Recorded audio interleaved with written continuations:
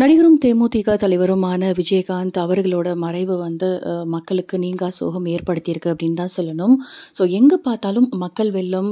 கோயம்பேட்டில் இருக்கிற விஜயகாந்தோட அலுவலகம் இருக்கு இல்லையா? ஸோ அங்கே பார்த்தீங்க அப்படின்னா மக்கள் வெள்ளத்தில் கதறி அழுதுட்டு இருக்காங்க இப்போ வரைக்குமே பார்க்கணுன்னா.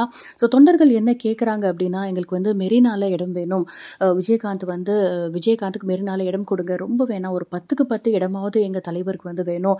நாங்கள் வந்து இதை கோரிக்கையாக கூட வைக்கல, கண்டிப்பாக நீங்கள் தந்து தான் ஆகணும் அப்படின்னு சொல்லிட்டு முதல்வர்கிட்ட கேட்டுட்டு இருக்காங்க. ஸோ நிறைய பேர் வந்து கோரிக்கை வச்சுட்டு இருக்காங்க. விஜயகாந்த் அப்படின்னாலே எவ்வளோ பெரிய வள்ளல், எவ்வளோ உதவி செஞ்சிருக்காரு, எவ்வளோ தான தர்மங்கள் செஞ்சிருக்காரு, போனவங்க எல்லாருக்கும் சாப்பாடு போட்டிருக்காரு, அதுவுமே வயிறார சாப்பிடாம வெளியில வந்து அனுப்பவே மாட்டாரு அப்படின்னு நிறைய பேர் சொல்லி வந்து நம்ம கேட்டுட்டு இருக்கோம். ஸோ எல்லாருக்குமே தெரியும் எவ்வளோ நல்ல மனிதர், கருப்பு எம்ஜிஆர் அப்படின்னு மக்கள் கூப்பிடுறத வச்சே அவர் எவ்வளோ ஒரு நல்ல மனுஷன் அப்படிங்கிறது நம்ம எல்லாருக்குமே தெரியும் இல்லையா?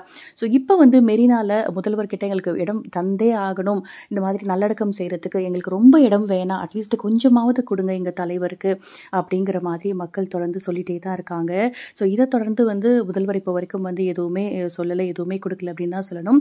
ஸோ பொறுத்திருந்து தான் பார்க்கணும் இடம் கொடுப்பாரா கேப்டன் விஜயகாந்த் அவர்களுக்கு என்ன அப்படின்னு சொல்லிட்டு.